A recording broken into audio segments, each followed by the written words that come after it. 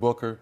And you notice we talked about it last night with Brendan. When you're trying to win a championship, you want everyone to buy in from your superstar all the way down to the last player on the bench. So watching Monty from last year taking over, changing the culture, Devin Booker being accountable on both ends of the floor, and now you bring in a floor leader like Chris Paul has shown us now, late in his career, what he did in OKC and what he's doing now is just phenomenal. How surprised are you by this success? Because those who watched perhaps the Bubbles resumed season after it was suspended, that's where the groundwork was laid. I'm not surprised. What I'm surprised is that he's staying healthy.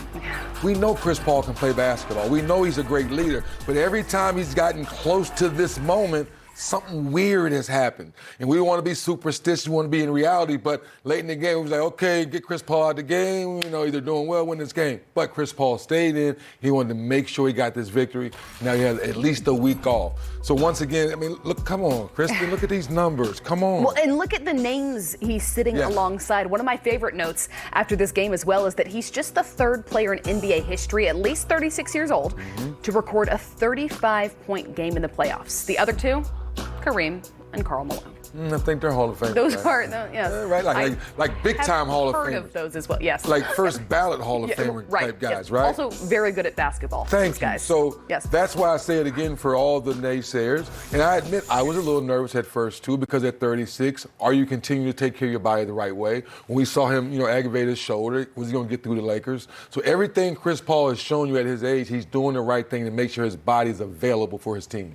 Since losing those games in the first round, by the way, games 2 and 3, they've won 7 straight playoff games. How much confidence do you think stemmed from getting the reigning champions behind them so early? Well, I think understanding what LeBron and AD could do to you, we understand they were banged up. Well, guess what? The whole league is banged up. So the fact that you've been able to figure out and navigate to get your body right, and everybody on this team has bought into what Monty's selling and what you're trying to lead. So there it is. Look at that right there. Come on, man. First 4 wins away. Come of his career. 4 more wins. And someone with his stature has been around so long, and it's the first time he swept someone. That's another reason why I think he was in the game at the end to make sure I can get this victory so we can get some good quality rest. Let's talk a little bit more about Devin Booker, because for quite a while he was expected to be a superstar and produce like a superstar. And now he has the ability to play well within the system that's been created there. Yeah, Chris, a great point. And also, too, that he's not buying into, well, I got to go to the playoffs one year. I got to learn something. I got to lose. I got to he's like, for what? Why do I have to go through that? Right. So I really appreciate how he's taking his business serious, how he and LeBron exchanged jerseys, and LeBron supported, hey, man, you're ready. Go to the next level. And he's doing that. He's not taking his game off. They could have easily took that punch in the face by Denver Knights. No, well, let's go back home, win this. No, let's get it over with now. And Devin Booker showed it tonight. How do you sum up now the Nuggets' season and postseason run? They had a great run. Obviously, Joker was deserving of the MVP, but when Jamal Murray went down, I think we all would agree. What Jamal Murray showed us in the bubble with the 40s and the 50s and how his game has expanded the last couple years, we knew him not being healthy, he wouldn't be able to help the Joker get over the hump. Barton coming in banged up. Now, big picture, I think they're going to be fine. Tweak a few things, get healthy. What are you going to do with Millsap as a veteran? Do you bring in a different veteran? Do you keep him because he's been solid for them? You got look at Kristen. Look at all the teams left in the playoff. They all have good, solid veterans on their team. Right. I was going to ask, what are those tweaks? You say tweak a couple of things apart from getting healthy. How close is this team to competing for a championship? The Will Bartons of the world, the Paul Millsaps, are you keeping them or are you replacing them with a better upgrade of veterans? Or are you saying, we were just banged up this year, Jamal got hurt, and we brought in Aaron Gordon after the trade deadline, who played well for him, but we didn't have our full complement of players because of injuries. What was your initial reaction to watching what happened with our reigning MVP, Nikola Jokic? I was like, our NBA has changed a lot. Now, I get it. He did wind up. He did come across.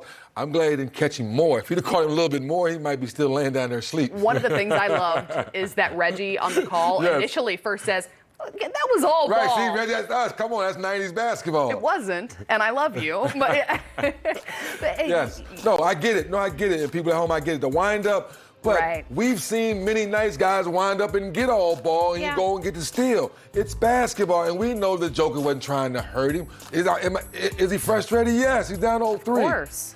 But did he handle it professionally? He got up, young fella, I wasn't trying to hurt you. You're okay. I'm going to go take my hot shower and I'll get ready for next year. I do hate, though, that this is the way that we saw him walk out of such great a point. stunning season. So how would you put the exclamation point on what has been his MVP season? That he's been consistent all season long. He's been available all season long through injuries, through the protocol that the whole league has gone through, and his numbers stayed solid. When Jamal Murray went down, most people thought they would slip and fall down to 7 or 8. They did not. They stayed right where they were, head packed, and got into the playoffs just to have enough talent to win ball games. So, deserving of the MVP. This incident is not, obviously what he wanted, but I don't think it puts any, Danish or dark light over his season. As the Nuggets move forward, and you talk about Jamal Murray getting healthy, of course, Will Barton returning to form as well, do you think that they need perhaps a more consistent superstar second option, or do you like the very balanced offensive approach that they've taken? Well, I think we can say Michael Porter Jr. should be that second option / third option when Jamal gets healthy. The question is, who's your backup? Monte Morris played great. They brought in Capazzo. I messed his name up. Capazzo, yeah. Right, yes. Right, yeah. So he played. kind of nailed it. Kind of nailed it, Yeah. right? They brought in guys like that, and I love his energy, but at the end of the game, other teams aren't fearing him. Austin Rivers, love him to death. He played great basketball, making some tough shots down the stretch to finish up the season to the playoffs. But teams aren't fearing him. So to your point, what we're learning what say the Clippers are going through, you can bring in a Kennard, you can bring in somebody, you can bring in a Terrence Mann that really gives you some young energy in making shots. I think to answer your question, can you bring in another player that can make some shots for you when Jamal has it off, when Jamal gets in double team, or the Joker's getting double team, he's willing to share the ball. Let's talk a little bit more about the Phoenix Suns now, advancing to the conference finals for the first time in more than a decade. We've talked a little bit about Chris Paul, but Devin Booker, again, long been expected to be a superstar, but the question surrounding his status being cemented in the league was whether or not he could do it on the biggest stage that was the playoffs. What does this series say about where he stands in the league at this point? Knock, knock, knock. Hey, superstar. Yeah, knock, knock, knock. He's knocking on that superstar door. Very similar that, because Utah's way out there, people are, man, I didn't realize Donovan Mitchell was that good. Well, you must not have been up late at night watching the league. Right, yeah. Right? Yeah. Come on. You have to stay up late sometimes to see these guys. That's what Devin Booker has shown us in the playoffs. Even keel. When I have a great night, I'm not getting overexcited. If a bad night, I regroup, I go watch some tape, I listen to my coach, listen to his leadership, and I got Chris Paul helping me out. So Devin Booker has proven everything he's supposed to prove now on this big stage. And to score at least 20 in 5 of his 9 career playoff games. Again, he didn't shy away from the moment, but what specifically in this series and in this closeout game 4, what made him so effective? Being consistent, Kristen. And I think we go back to what we talked about with Monty, changing the culture. We've known Devin to get buckets. We know he can score with the best, though. We know he can shoot threes. But now it's this total, complete game. He's defending on the defensive end of the floor. He's guarding multiple people. And when he gets double teamed, he's not forcing the shots. He's making the right reads and the right cues for passes. It's also been a lot of fun watching the emergence of DeAndre Ayton as this young talent, because so many didn't know what to make of him after he was drafted first, and then perhaps didn't produce as a first, not just first round draft pick, but a first overall draft pick is quote unquote supposed to produce. But he's been a fun personality that we've watched emerge, and he's been really a unique defensive assignment against the MVP as well. Yeah, I'm glad you broke it down that way about the personality. That first year, does he want to have too much fun? Is he really working on his game? And I think Monty has put his same imprint on him, same thing with Devin, that you have to take your game serious. You have to work on your body, work on the small things in that pick and roll. So the way he and Chris Paul have really been a perfect marriage, so to speak, with that 1-5 pick and roll has been fun to watch. That does, though, say a lot about Monty Williams and the way in which he leads each individual person, not just player, and the way in which he calls these guys into more based on their personality. No, I think Reggie and Kevin talked about that. The first time around, he was headstrong and wanted to be my way and only my way, where this time he's listening to the players. He's letting them say, Coach, we can do this, we can do that. And Monty's just saying, just play hard and play the right way, and I'll let you do you. Let's look ahead to, well, we don't know their matchup yet, but against the Utah Jazz, against the LA Clippers, who do you think, let's start with the more favorable matchup first for the Suns. Favorable, wow. Or, you could go with the tougher matchup. I don't make the rules around tough. here. No, it's a tough call. I mean, I think in Monty's case, I just want to play. Obviously, you might say, hey, help the Clippers win. Now I get home court. You play that game. But I would want the Jazz to win because I want to see Rudy Gobert and Ayton go at each other. Right. I want to see two old school bigs play the pick and roll the right way, move Donovan their feet. And Devin and a couple of young two stars. young stars. Yeah, that's fun. You got the old vet. They got old vet Mike Conley over there. I mean, obviously, Mike Conley's not the same age as Chris Paul, but it's two point guards. How old is Mike now? I think Chris Paul might have him by a couple years though. I think Chris Paul's 36, Mike Conley's 33. You are right, 33. Hey, yes. baby, we do this. No, it's easy. So my point is that'd be fun. Two old school point guards that love the pick and roll. And that for so long, I feel, have been underappreciated in what it is that they're bringing to a lineup as well. Two big guys, 2 point guards, two coaches who played with Quinn and Monty, so it just would be fun for the Western Conference to see that unfold. A lot of shot making on the floor. Yes. Okay, then the Clippers. Clippers, knowing Ty Lue, he'd probably go small ball. Right. And really mix some things up. And now, Devin, you're dealing with, Kawhi, you're dealing with Paul George, so it's a different complexion. They switch everything. Yeah. Where Utah's defense is solid, they play hard-nosed, where the Clippers, they try to switch and find the best mismatch. How would the Suns match up with those couple of guys? Because they haven't quite faced a duo like Kawhi and PG. It was in the sense of they're playing styles. I don't mean, save your tweets. I know LeBron and Anthony Davis are two of the best players to have ever played the game. But they're hurt right now. Yeah, right. Yeah. But addressing the media now. Hey, Michael. What was the explanation that you got from the officials in the third quarter when Nikola got his flagrant two? Well, I think one of you guys should request to ask that question to one of the officials. I did. So I'd love to hear your answer. But I don't know. I think it was something along the lines of wind up, malicious intent, some other mumbo jumbo. But obviously, you lose the MVP.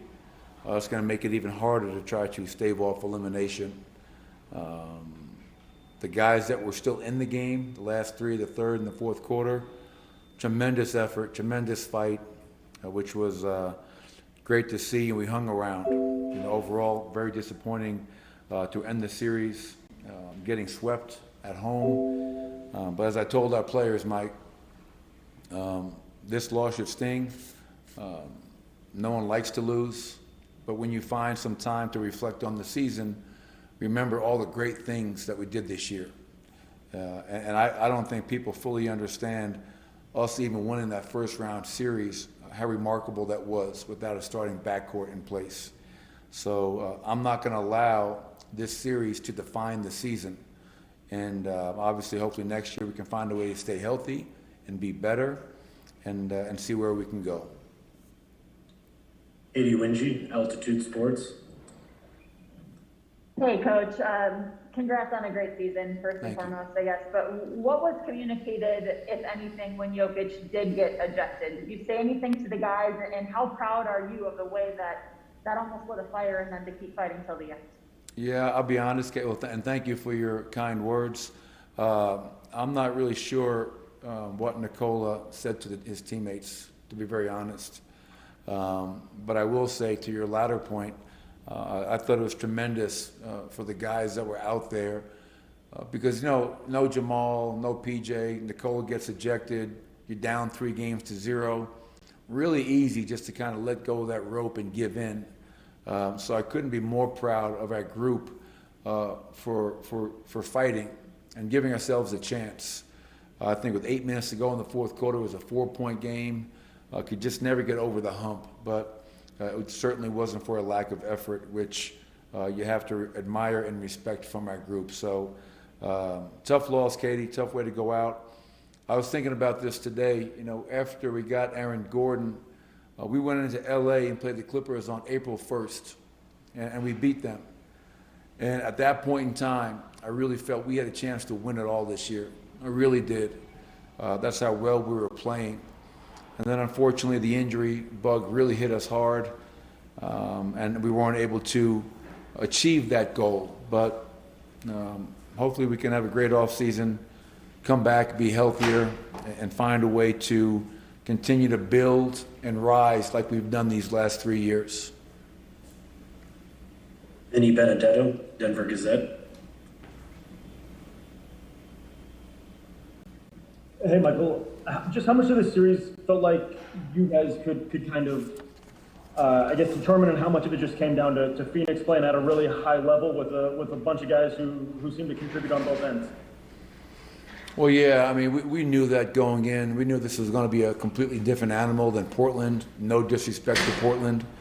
But we knew going in that this was a top 6 offense and top 6 defense.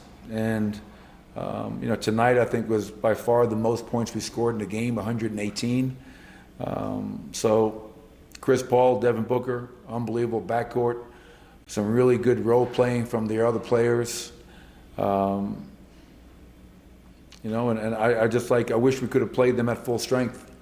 You take every team's second best player off their roster, how good are they going to be? But, no excuses. Monty Williams did a great job. So obviously a lot of respect for Monty, his staff, guys like Willie Green, who I coached, Randy Ayers, Mark Bryant. They do a terrific job. And you have to give them a lot of credit. They're a very well-coached team, and they have a lot of talent. Chris Paul could arguably be the greatest point guard of all time. And you know what you have in Devin Booker, just a professional bucket getter. So they're going to be a tough out. So you have to tip your cap to them and give them the respect that they deserve. Brandon Cristal, KOA Denver. Coach, not to dwell on it, and I don't want to try to get you fined, but had we had you mic'd up or heard what happened as soon as you were told Nikola was ejected, what was kind of going through your mind then? And I guess if you can put it into words, kind of how'd you process it? Well, I still haven't processed it, to be honest with you. Game 4, an elimination game at home. Before they had determined their decision on the flagrant 2, I had watched a replay myself on one of the coaches' computers behind the bench. And I just assumed, and we all know you should never assume, but I assumed it would be a flagrant 1 at the worst. From my vantage point and watching the replay, I did not think it was a non-basketball play with malicious intent. I think it was a frustration foul. I feel Nikola probably felt the last couple of plays when he had the ball, he had not received a foul call. And, he went over there to take a foul, which he's done plenty of times before. A lot of players do that. And I just didn't feel like it warranted a flagrant 2 ejection because he's making a play on the ball. There was marginal contact to Cameron Payne's nose, I believe. So I was shocked. I'm still a little bit shocked that they called a flagrant 2 and ejected the MVP on such a play. I think Mike Singer said that a pool reporter may have asked one of the officials, so I'd love to hear what the reply was from one of the referees, because I'm still trying to figure out the reasoning behind the ejection. Matt Moore, The Action Network. Michael, you played 2 playoff runs in 10 months. You guys were the last of the Final 4 teams to get knocked out. What was it that made you guys last longer than some of those other teams? And you've still got a pretty short offseason with where the schedule is looking like it's going to be. Do you think with everything and how hard this season was on top of the bubble, do you expect there to be carryover effects into next season? That could very likely be the case, Matt. I mean, if you kind of looked at Nikola Jokic's from the bubble, 83 days in the bubble, Western Conference Finals, 2 months, short training camp, short preseason, played all 72, was incredible against Portland with his starting backcourt not available, and was incredible once again in Phoenix as we came up short. So very well there could be some carryover. I think it's a testament, the fact that Boston, Miami, Lakers didn't get out of the first round. Obviously, they dealt with similar issues, COVID, protocols, injuries. But I think we were able to rise above it because we have the MVP. I mean, Nikola Jokic put his teammates on his back in round 1 and was otherworldly in that series. And, obviously, in the second series against Phoenix, we just needed more help, more guys to step up. And it wasn't for a lack of effort. I think we'll give everybody some time off mentally, physically, and hopefully we can start next season fresh and healthy as possible to have another run at this thing.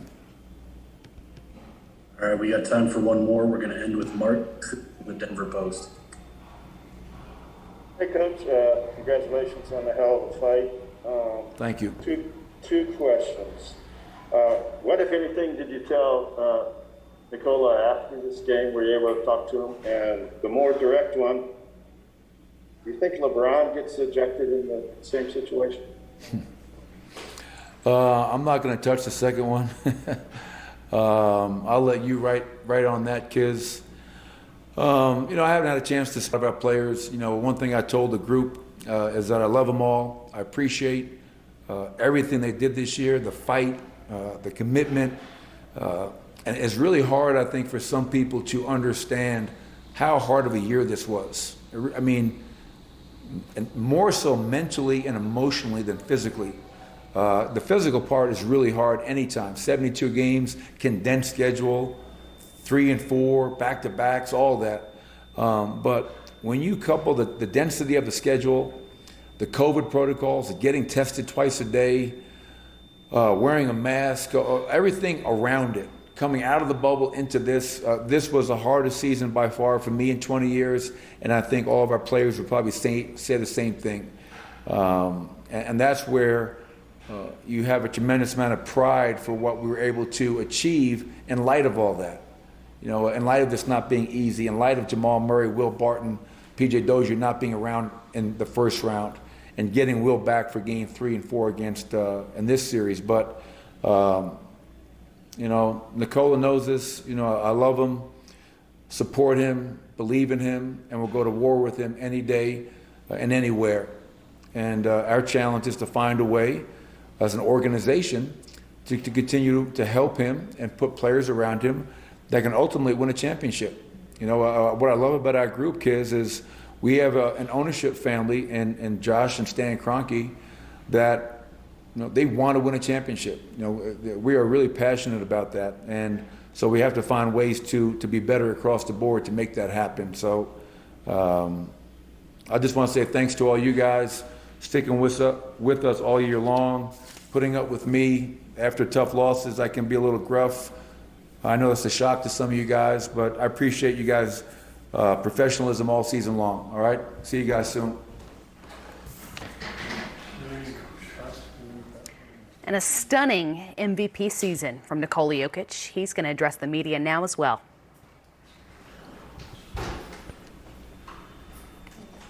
What's up, guys? Hey, Nicole. We'll open things up here. We're going to start off with Brandon Cristal from KOA Denver. Yeah, Nicole, can you just take us back to the foul on Payne and then the back and forth with Booker and the ejection? Did you see that coming, or did you just figure at most it was a flagrant one? And how'd you handle the rest of the game in the locker room? It's past, guys. So I thought I wanted to change the rhythm of the game. I wanted to give us some energy, maybe to change the whistle a little bit. So I tried to make a hard foul. Did I hit him? Did I hit him? Did I didn't hit him? We don't know. So I say sorry if I did, because I didn't do it on purpose. I didn't want to injure him or hit him in the head on purpose. So I watched the game in the locker room to cool off a little bit. So. Katie Wingy, Altitude Sports. Hey, Nicola, first and foremost, congrats on a great season. Did you have a chance to say anything to your teammates when this was all happening, or what was the huddle like before you had to leave the court? I didn't, because I thought honestly it's not going to be they're not going to eject me, but then I didn't even have time to say something to them. So, I mean, they already know. I don't need to say nothing to them. They already know. Mark Kisla, Denver Post. How surprised were you that you got ejected there? I mean, did you think that was a possibility or no? Guys, it's past. I don't know. It is. It happens. So that's probably true, or it's not true.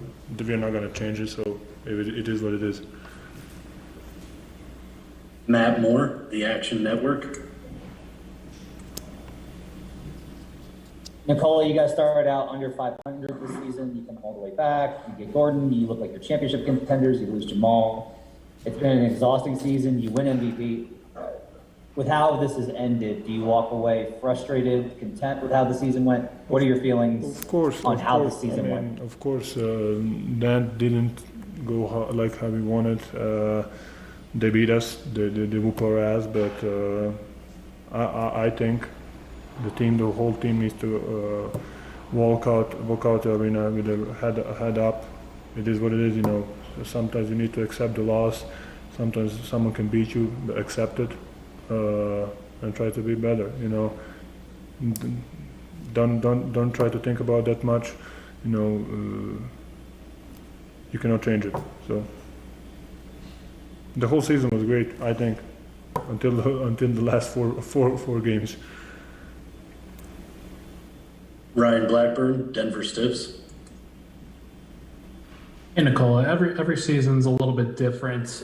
This one was a very special one for you between winning the MVP and just getting here. What will you remember most fondly? What did you enjoy the most about this year? I mean, it was a tough season, a short off season, masks, protocols, testing, getting back for early games, getting back at night to early test. To late test for early games, it was of course something more this season. Of course, we're getting paid a lot of money to do that, so it's not supposed to be a problem. But we are playing a lot of minutes. We are playing on a really high level, so it affects every little thing affects players. I personally think. What I'm gonna remember, just the guys, just the group of the guys that we fight. We never quit. Even today. I mean, give the guys credit. I shouldn't do that. Of course, it was my bad. I'm sorry, but I cannot change it right now. It happens. Harrison Wynn, DNR. Hey, Nikola. Malone was just up here and said he thought you guys could win the championship after you traded for Aaron Gordon and beat the Clippers. Did you share that same thought? Like right after you got Aaron, did you think you guys could win the championship with this team? Of course. I mean, yes. I thought that today is the day if you win a game, you're going to win a championship. Of course, you need to have that mentality. You need to have that instinct, just to go win it all. Katie Wingy, Altitude Sports.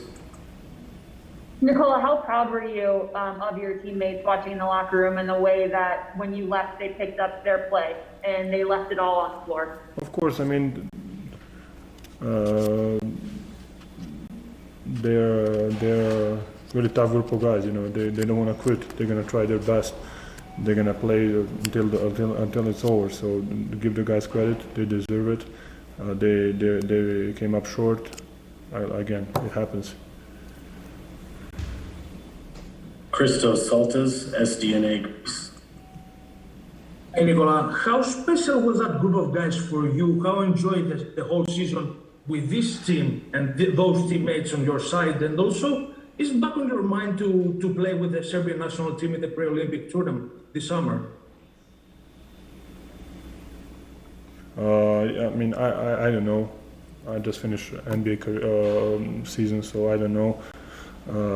The guys are great, Just the energy they bring every day, especially the young guys, the guys who don't play, the professional, how they professionally coming here and working every day, trying to get better, going to the weight room. So everybody was trying to lift up the organization. So I'm really glad that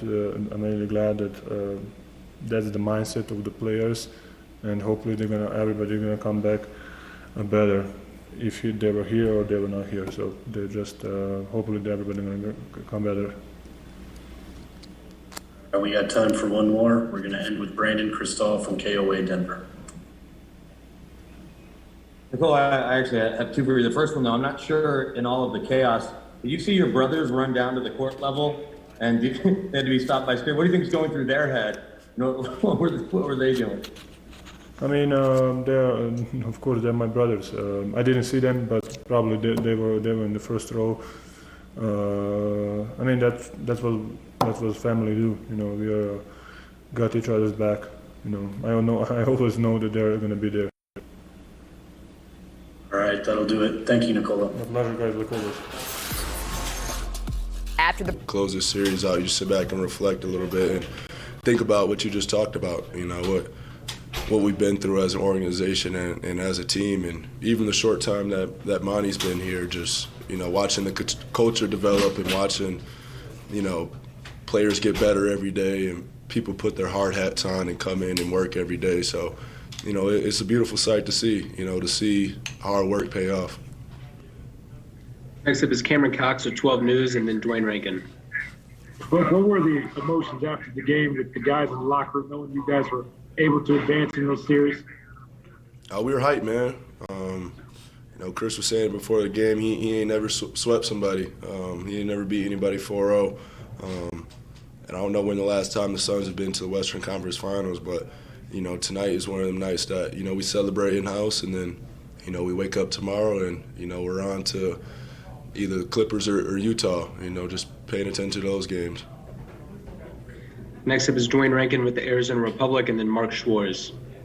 Well, Devin, the last time was 2010. This was the last time the Suns made the playoffs.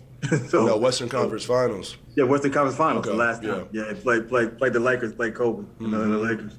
Wanted to ask you, though, just about, you know, you approaching Jokic. Is that a situation, hey, look, I didn't like what I saw right there, and I got to stand up for my guy? Yeah, that's all I said. You know, just what are you doing? I mean, I think, you know, it was just an emotional play. You know, I don't think he meant harm by it after, but, you know, just a frustration foul. But, you know, it was tough just defending my teammate. You know, that was it. But I seen him go up to Cam after and apologize. And, you know, I've played against the Joker multiple times. I know, you know, he's not a malicious player. Next is Mark Schwartz with ESPN, and then Kellen Olson. Look, two-part question about Chris. First of all, what has he meant to you as a player and as a person? And secondly, how did he put his stamp on this series and bring you home in a sweep? I mean, it's hard, you know, to just narrow it down on, you know, how he's helped me. You know, you can go on the court, off the court, but, you know, what most comes to my mind at first is just, you know, how he carries himself as, you know, a true veteran in this league and a true professional. I said it after last game, just, you know, his approach to the game, the way he trains, the way he takes care of his body, his diet, his sleep regimen. So, you know, there's many things, there's many bits and pieces that, you know, he'll come to me and talk about a lot, but, you know, I just sit back and observe him at the same time and learn that way, you know. So I'm not the only person that will be saying this. I'm sure you can ask anybody on this team, you know, how has Chris, you know, developed your game? And, you know, everybody's going to have a lengthy answer because he cares. He cares about each and every individual, and, you know, he'll let you know when he sees something that can better you. We're going to have Chris Paul available in the locker room. Next up is going to be Kellen Olson with Arizona Sports, followed by Nick King. Hey, Book, saw you were able to celebrate with your family here at the game and Chris's as well. I believe Chris gave your dad a big hug after, too. Just what was it like to have your family here for this moment? Yeah, man, it's an unbelievable feeling.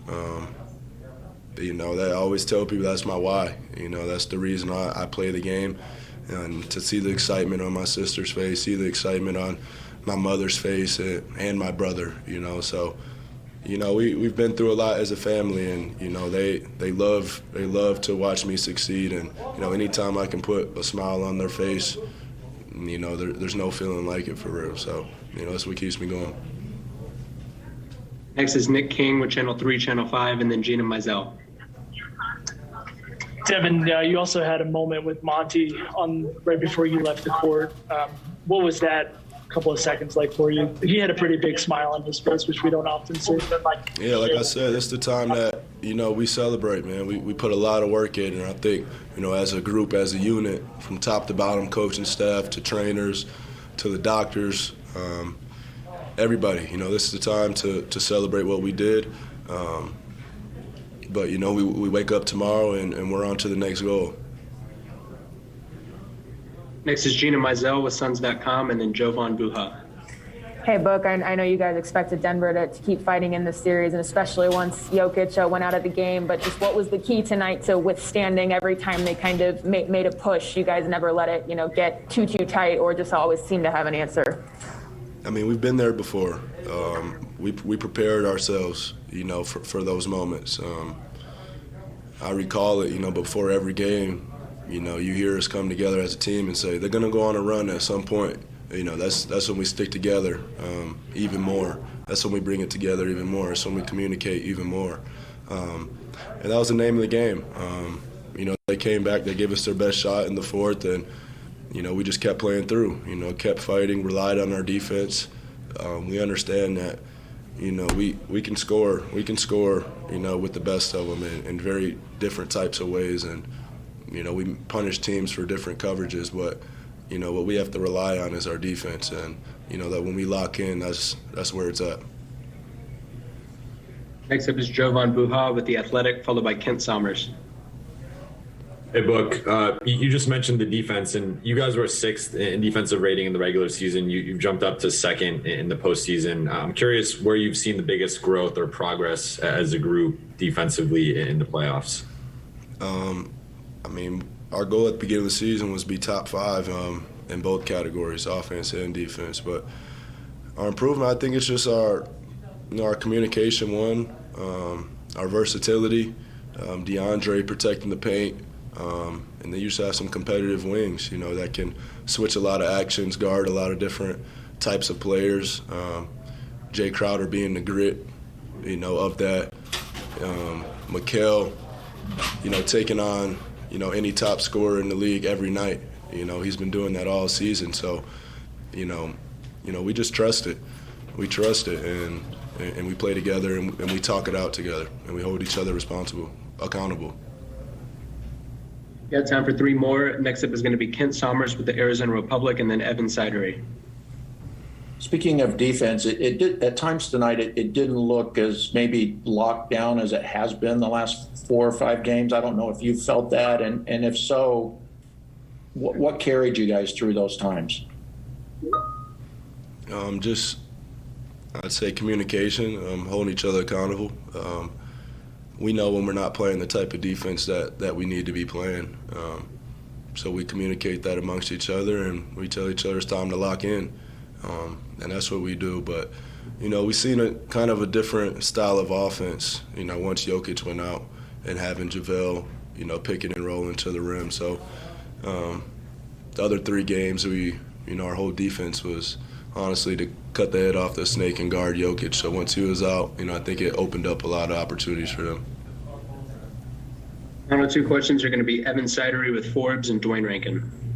Book, just over 2 years ago now, Monty was hired as the head coach. Did you ever expect to be in this position so quickly on the cusp of potentially an NBA Finals berth if you make it through the next round?